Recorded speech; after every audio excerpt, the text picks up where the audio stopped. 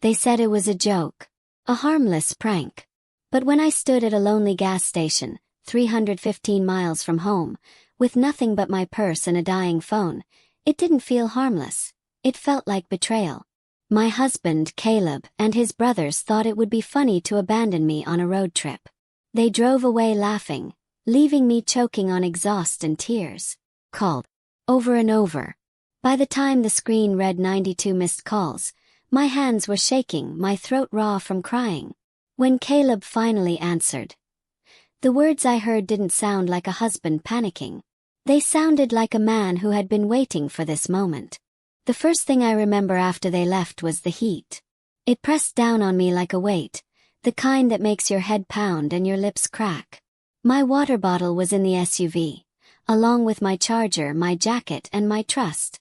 I stared down the highway, hoping they'd circle back, grinning, shouting, "Got you!" But the minutes stretched. 20, 40. Cars passed, but none slowed for the woman stranded at the edge of nowhere. My phone buzzed in my hand. No service. Then, finally, one bar flickered. I dialed Caleb. Straight to voicemail. Called again. And again. By the fifth call, my voice cracked. "Please, Caleb. Come back. This isn't funny anymore." When I hit 50 calls, rage started to replace fear. What kind of husband thinks abandonment is a joke? What kind of brothers cheer for it? By the time I hit 92 calls, my throat was raw. My legs ached from pacing. And then finally he picked up. "Caleb." My voice broke. Laughter. In the background, voices I knew, his brothers. They were still together. Still laughing. Then Caleb's voice, low, not playful this time. Cold. "Kennedy. Maybe this is exactly what you need. Time to learn you're not the center of everything." The line went dead. My knees buckled. The man I trusted more than anyone had just confirmed what my heart already feared. This wasn't a prank. It was punishment. But punishment for what? The call ended, but his words echoed in my head. Maybe this is exactly what you need. What did that even mean? My mind spun as I stared down the highway, the sun beginning to dip lower. They were still out there. Caleb and his brothers, laughing, drinking, celebrating something I wasn't part of. But what? I sat on the curb outside the tiny rest stop, pressing my palms against my eyes. We weren't supposed to even be here. That's what gnawed at me most. Caleb had told me this trip was spontaneous. A little getaway to clear our heads. He said his brothers wanted me along because family time matters. But when I looked back now, there had been signs. The way Caleb rushed me out the door that morning, insisting I leave my overnight bag at home. "We'll only be gone a day," he said. The way his brothers avoided eye contact, smirking whenever I asked where exactly we were going. And then the SUV stopping at this rest area. Him asking me to grab a snack, and the slam of the doors as they pulled away. That wasn't a prank. That was planned. I gripped my phone again, scrolling through my call log. 92 calls, all unanswered except that one. My battery was at 12%. My heart pounded faster than the flashing red icon. I dialed again. This time not Caleb but his oldest brother Tyler. He was the ringleader, always egging the others on. Straight to voicemail. I tried the youngest, Aaron. Nothing. Finally, I scrolled to Caleb's mom, my mother-in-law. My thumb hovered, then pressed. She answered on the second ring, her voice tight. "Kennedy. Where are you?" My throat closed. "They left me. At a rest stop. I don't even know where. I've been calling." "I know." Her voice dropped heavy. "I saw the missed calls." "You saw." My chest tightened. "You knew." Long pause. Then, "Kennedy, go home. Don't ask questions. Just go home." Blick. The line went dead. I stared at the phone, bile rising in my throat. My mother-in-law, who always claimed to adore me, sounded more irritated than worried. Almost expectant. And suddenly I remembered something. Last week, I'd walked past the living room while Caleb and his mother whispered. I only caught fragments. She doesn't need to know. After this weekend, it's settled. When I walked in, they went silent. Caleb brushed it off. Work stuff, he'd said. Work stuff. On a Sunday. My mind started to race. What was this really about? Why drag me hundreds of miles from home only to abandon me? Why did his mother know but refuse to help? The questions swirled, heavier than the heat pressing down on me. At 9% battery, I finally forced myself to act. I walked inside the rest stop, asking the tired cashier, a man with kind eyes, "Do you know the nearest bus station?" "About 40 miles east," he said. "But you'll need a ride. No buses from here." 40 miles. My stomach sank. Still I nodded, thanking him, then sank into one of the plastic chairs near the vending machines. I needed to think. I needed to plan. I pulled up Caleb's last location on our phone tracker. My breath caught. He wasn't 30 minutes away. He wasn't even in the same state anymore. The pin glowed 3 hours north, moving steadily. So this wasn't them messing around at a bar or another stop. They had left me behind deliberately and kept driving. My hands trembled as I whispered into the empty room. "Why, Caleb? What are you hiding?" Then a memory surfaced. 2 nights before the trip, I'd found Caleb hunched over his laptop. He slammed it shut when I walked in. I teased him. "Secret emails." He just laughed nervously and changed the subject. That laugh. Now I knew it wasn't nerves. It was guilt. The cashier interrupted my spiral. "Phone's about to die, isn't it?" he asked gently, noticing my screen. I nodded. He slid a charger across the counter. "You can use this one. Plug in by the coffee machine." I nearly cried from relief. "Thank you." As the phone flickered back to life, I opened my texts. Dozens of messages from Caleb. All unreadable fragments of his cold humor. "Still waiting for you to toughen up. Princess problems. Bet you're crying right now." But buried between the cruelty, one text stood out. Sent only minutes earlier. "Don't call. Don't follow. You'll understand soon." Understand what? My pulse pounded in my ears. My husband wasn't just humiliating me. He was hiding something and using this prank as a cover. I pulled up his mother's number again, thumb hovering. If she knew something, I needed to hear it. I needed the truth, no matter how ugly. But before I could press call, another text buzzed through. From an unknown number. "Kennedy, if you want answers. Don't go home. Meet me instead. I'll explain everything." The message burned on my screen. "Kennedy, if you want answers. Don't go home. Meet me instead. I'll explain everything." For a moment I thought it was some cruel joke. Another number Caleb borrowed to taunt me. But when I tapped the contact, my breath caught. It was a name I hadn't seen in years. Lena. Caleb's ex. The girl his family swore didn't matter. The girl who vanished right before Caleb and I started dating. Why would she be texting me now? My first instinct was to delete it, to pretend I never saw it. But something in my gut, maybe that small voice that had been whispering all day, told me this wasn't random. If Caleb's mother knew something, if this prank was a plan, then maybe Elena was the missing piece. I typed back with shaking fingers. "Where?" The reply came fast. "There's a diner off Route 61. I'll wait outside. Do not tell him." I closed my eyes, my heart racing. Was I really about to meet the woman my husband's family despised? The woman he never mentioned without tension in his jaw?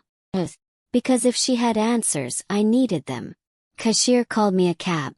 It was old and rattled, but I didn't care. I slid into the back seat, clutching my phone like a lifeline. The drive stretched long, headlights cutting through endless dark fields. Every bump in the road rattled my nerves. When we pulled into the diner parking lot, I saw her immediately. Elena leaned against a beat-up silver car, arms crossed, hair pulled back into a messy bun. She looked older, harder, but her eyes, those sharp, stormy eyes, locked onto mine the moment I stepped out. "You came," she said flatly. "I need answers," I whispered. She nodded toward the booth inside.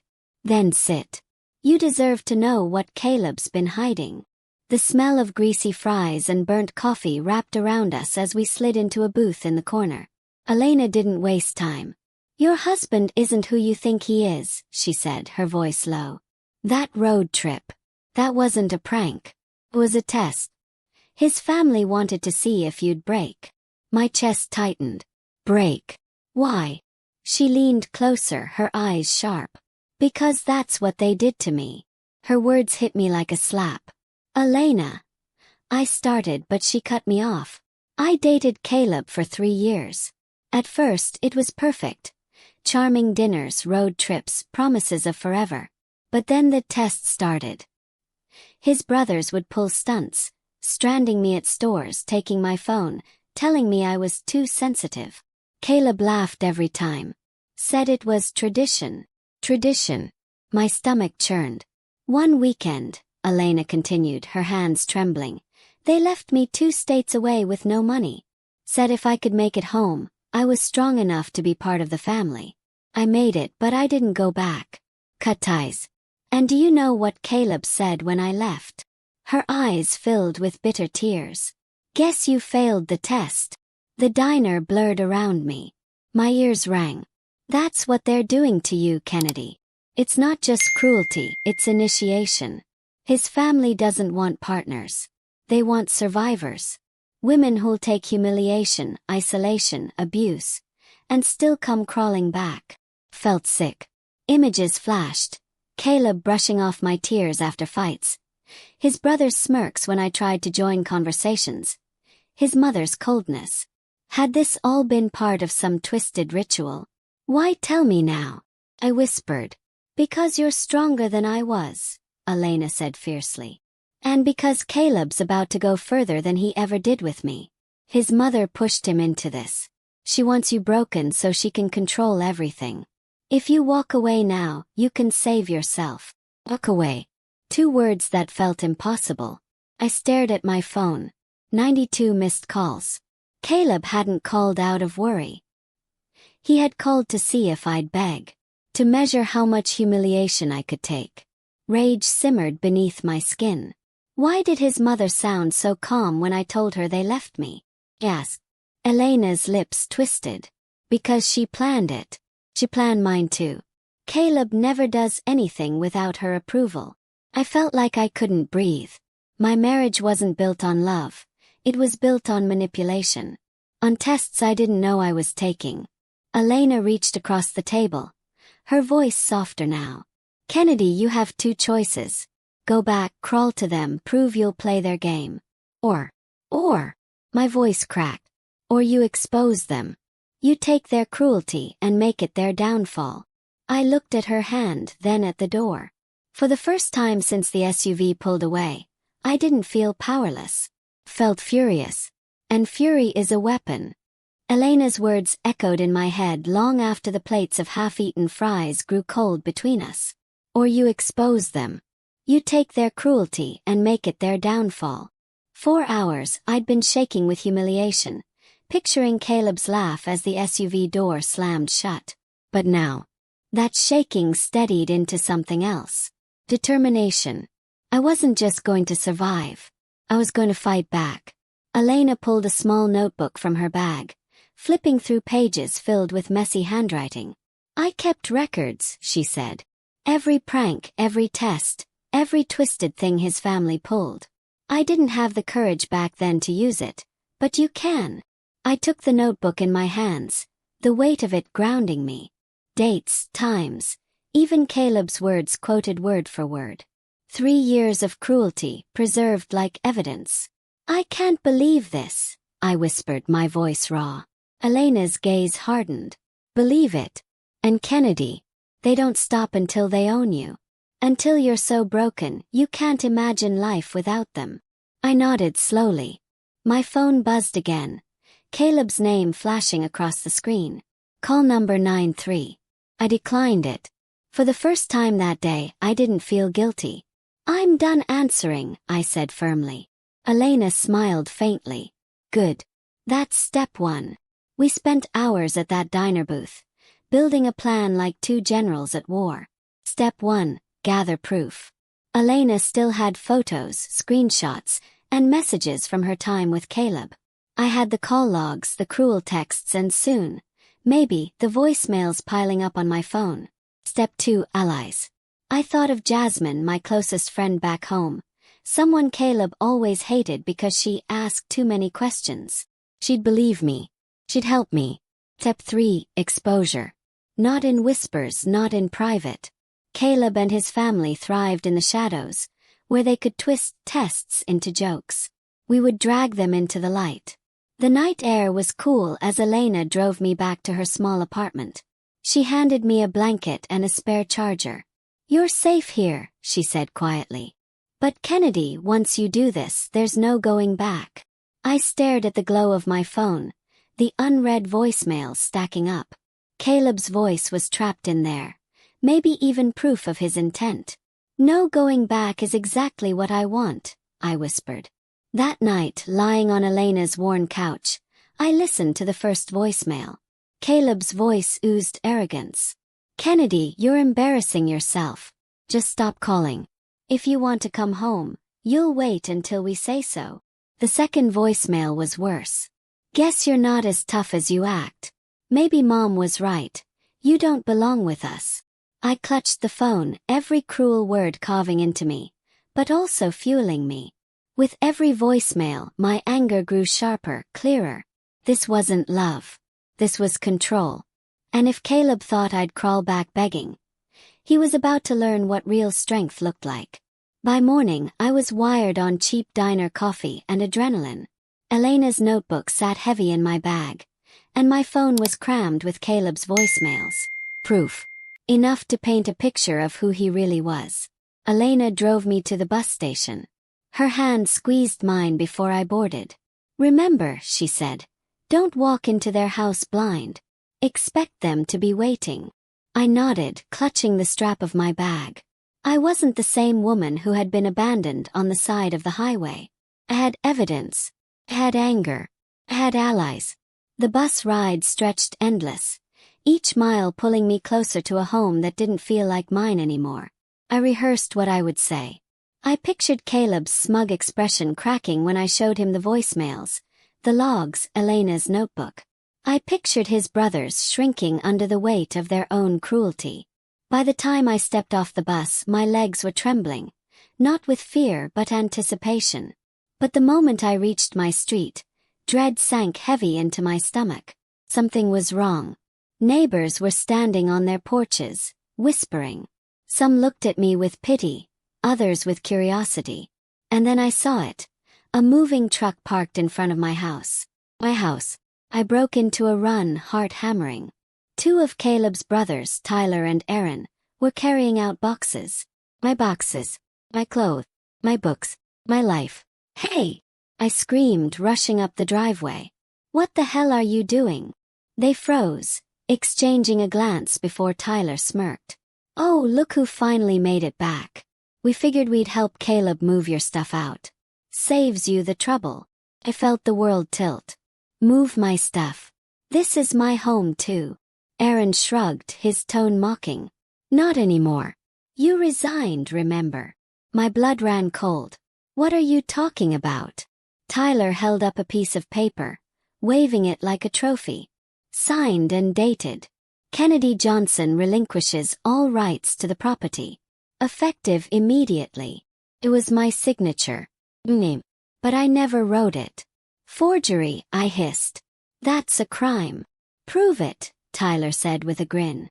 Behind me I heard the door slam. Caleb stepped out onto the porch, arms crossed, eyes dark. He looked calm, collected, like this was just another prank. "Caleb," I gasped. "What is this?" He tilted his head. "It's what you wanted, isn't it? Independence. You made your choice when you didn't come home. We're just helping you transition." His words twisted like knives. He wasn't panicked, wasn't guilty. He was smug, prepared. And then I realized, he'd been planning this too. The abandoned rest stop wasn't just humiliation. It was cover. Time for him and his brothers to move me out, erase me from the house, erase me from his life. My hands shook as I pulled out my phone. You think I don't have proof? 92 missed calls. Voicemails. Your voice, Caleb. Lena's notebook. All of it. For the first time, his smirk faltered. But only for a second. Then he said coldly, "Go ahead, Kennedy. Play your little games. But by the time anyone listens, you'll already be gone." Caleb's eyes darted to my phone like a predator stalking prey. Before I could blink, he lunged. His hand clamped around mine, the force jolting my wrist as he tried to rip the phone free. "Give it to me, Kennedy." His voice was no longer smug, it was desperate. I stumbled backward, clutching it against my chest. "You don't get to silence me anymore." Behind him, his brothers closed in. Tyler smirked, Aaron cracked his knuckles. For a terrifying second, I thought they'd wrestle me to the ground right there on my front lawn. Neighbors were still watching, their whispers like static in the air. But none of them stepped forward. Not yet. Then, like a lightning bolt through my panic, I remembered Elena's advice. Always duplicate your evidence. Never keep it in just one place. I steadied my breath, lifting my chin. "You think destroying this phone will save you?" My voice shook, but it carried. "I already sent everything to my lawyer. To my friends. Every voicemail, every message. Even Elena's records. You can't bury this." Caleb froze. His grip slackened just enough for me to wrench my arm free. "You're bluffing," Tyler sneered. I met his eyes, heat flooding my chest. "Try me." For once, silence fell across their smug faces. Because deep down they knew I wasn't bluffing. I shoved past them, storming into the house. The place was a mess. Half-packed boxes, piles of my belongings scattered like trash. My marriage, my home, my life, all dismantled in cardboard and tape. But instead of breaking, something inside me hardened. I wasn't going to beg Caleb for space in this house anymore. I wasn't going to cry while his brothers laughed. I was going to take it back. I snatched up the forged document Tyler had waved at me. My signature perfectly copied, but wrong. Wrong because I never wrote it, wrong because I never agreed to any of this. I slid it into my bag, my hand steady now. Proof. More proof. Caleb followed me inside. His voice low, almost pleading. "Kennedy, stop this. You're making a scene." I spun fire in my veins. "You abandoned me 300 miles from home. 92 calls, Caleb. 92. And now you try to erase me like I'm nothing. You don't get to tell me I'm making a scene." His jaw tightened. "It wasn't supposed to be like this." What was it supposed to be? Snap. Another test. Another chance for your mother to see if I'm strong enough to be part of your twisted family. His silence was all the answer I needed. That night I didn't stay at the house. I called Jasmine, my loyal friend who Caleb despised, and within an hour she arrived with her car. She helped me carry out my essentials, glaring at Caleb the whole time. "Touch her again," she said coldly to him, "and I swear I'll have cops at this door before you can blink." With my bag in the trunk, I slid into the passenger seat, relief flooding me. Not because I was free of Caleb, not yet, but because for the first time I wasn't alone. As Jasmine drove, I told her everything. Elena's notebook, the voicemails, the forged documents. Her knuckles whitened on the steering wheel. "Kennedy," she said, "this isn't just betrayal. This is criminal. We're taking this to the police." The word police sent a shiver down my spine. Part of me still clung to the man I thought Caleb was. The man who held my hand at our wedding, who whispered promises of forever. But that man was gone. Or maybe he never existed. I nodded slowly. "Okay. Let's do it." The next morning, sitting in the cramped office of a local detective, I laid everything out. The voicemails, the forged signature, Elena's testimony, even the texts from Caleb mocking me while I was stranded. The detective listened carefully, then leaned back in his chair. "Mrs. Johnson, what your husband and his brothers did is not a prank.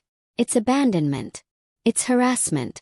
And if this signature is forged, we're talking about fraud too."